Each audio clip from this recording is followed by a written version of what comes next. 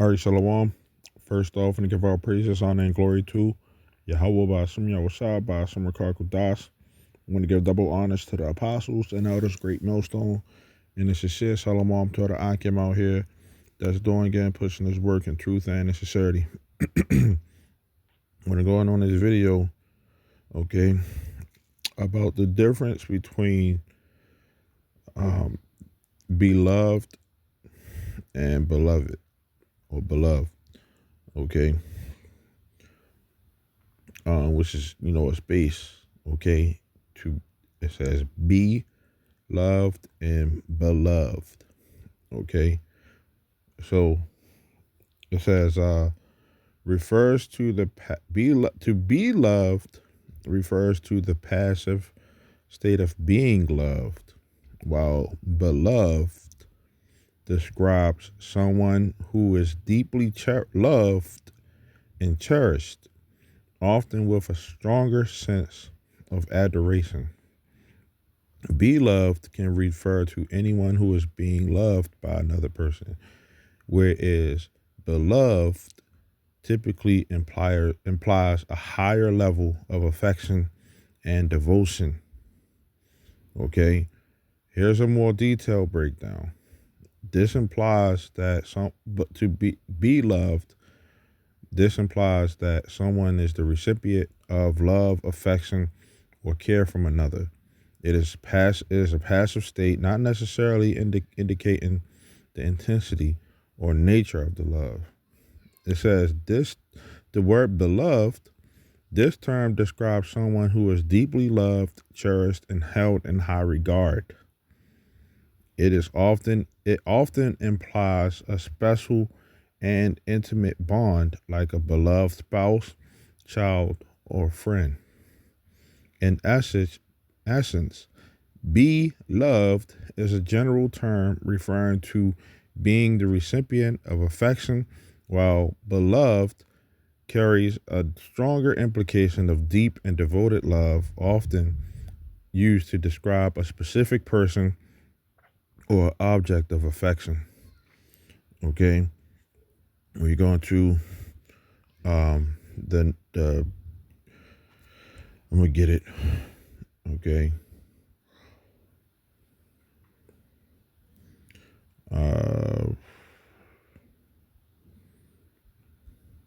David. Let's see what it says.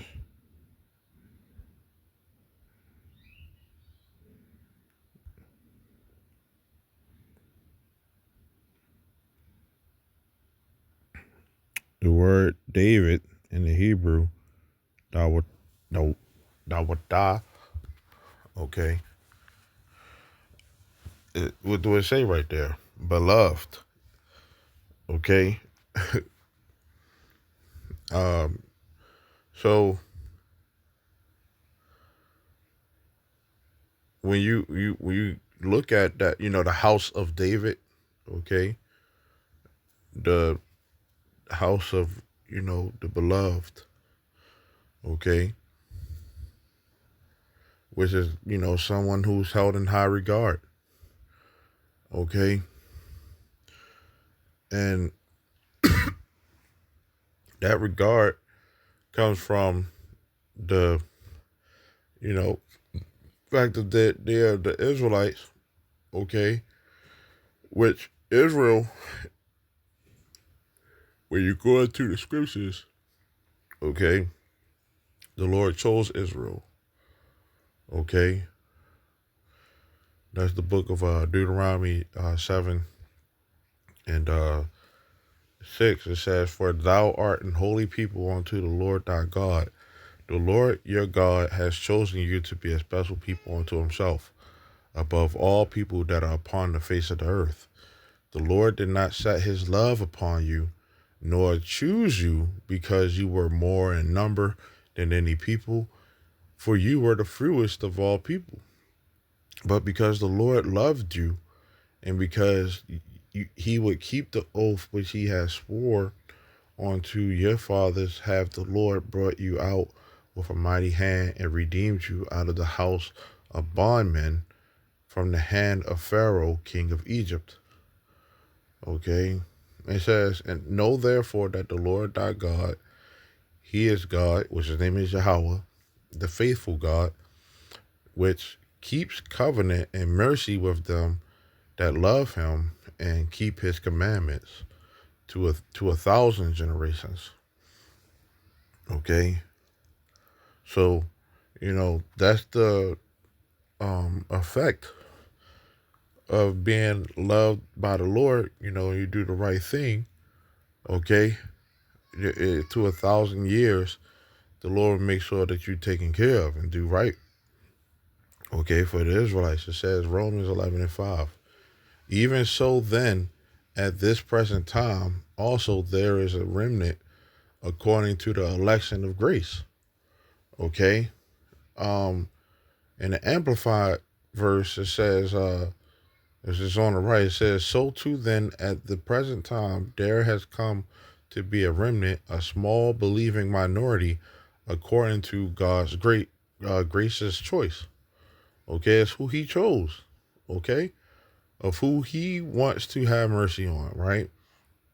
It says, I'm reading in the Amplified version again, but if it is by grace, God's unmerited favor, it is no longer on the basis of works. Otherwise, grace is no longer grace. It would not be a gift but a reward for works, right? Now, let's get that word unmerit or merit, right? It says deserving reward or praise for meritorious. Okay, it said the word merit, the quality of being particularly good or worthy, especially so as to deserve praise or reward. Okay, now let's get the word unmerit. Okay, not deserved, merited. Okay, so this grace is unmerited favor. Okay, to be someone that's of the elect, that's chosen of the Lord, it's really undeserving. Okay, I mean it's like it is a gift from the Lord. Okay, um, it says, what then? Israel failed to obtain what it was seeking. That is God's favor by obedience to the law, right? Because you got some people out here who trying to do that, thinking that it's based off of keeping the law. That's what's going to get you loved by the Lord. It says, but the elect, those chosen few, many are called, but few are chosen. Right? It says, while the rest of them became hardened and callously indifferent. Right? Now, let's get that word. Let's get that. What does it mean to be chosen? Let's look that up.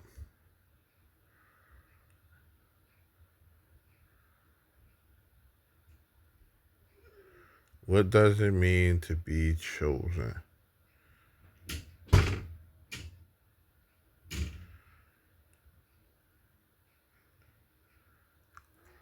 I want to say to be chosen by God, but to be chosen generally means to be selected for a specific purpose, task, or role, often indicating that one is deemed suitable or worthy for that particular opportunity. Okay. It says in various contexts, like religion or native narrative storytelling, being chosen can also imply a special status or divine favor. Okay. Divine favor. It says this can mean being part of a chosen people, like the Israelites in the Bible, or being selected for a special calling or ministry.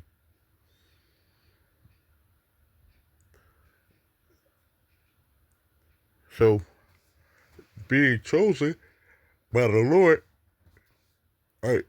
That's something that shouldn't you shouldn't take lightly, and nobody will take lightly. Okay, but let's see what else we got. Got the etymology of the word beloved,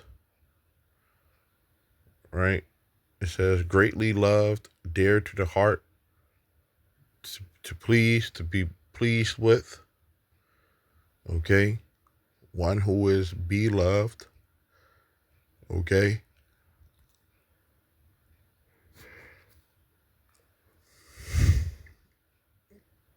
now let's see. Yeah, this is what I wanted. Um, it says the elect and Yahweh Shem Yosai's sovereign love, right? It says the concept of the elect is rooted in passages like Ephesians 1 4 through 5, which says he chose us in him before the creation of the world to be holy and blameless in his sight. That's a lot to unpack right there. To be blameful in the Lord's sight. We go off all the time. Okay. But I'm gonna read it. Ephesians 1 and 4 says, according as he has chosen us in him before the foundation of the world, that we should be holy and without blame before him in love, having predestinated us onto the adoption of children by Yahweh Shah to himself according to the good pleasure of his will. So that predestined, right?